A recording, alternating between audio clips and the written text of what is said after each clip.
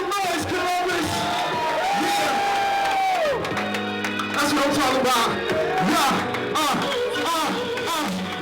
I can't afford on the indie game, man, like what I tell a lot of cats a lot of times is you got to know how to manage your money on the indie level. Like, you know, it's not like, you know, I'm out here getting, you know, 100 stacks a show, you know what I'm saying? So you got to really know how to take your money and use it to its best. You got to maximize what you have.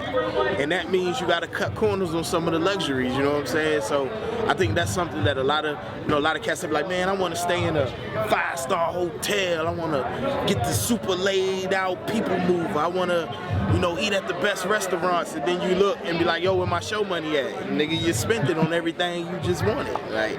So maximizing your budget, man, that's probably one of the most important things as an indie. You gotta, you know, as my man always say, you gotta look your ways, you know what I'm saying? In the indie game, you gotta spin your ways as well. Big Pooh, nigga. They can't stop me, no, they can't stop me.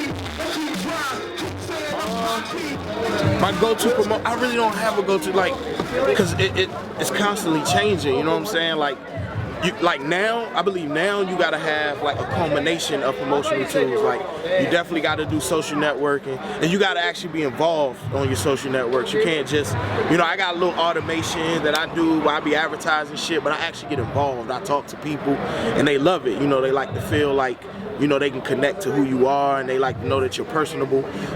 So you gotta do that. You still gotta hit the streets, man. Like a lot of people ignore the hitting the street aspect. Like you gotta hit the streets still, because it's a lot of people who, believe it or not, they not on Twitter and Facebook and Instagram and shit all day.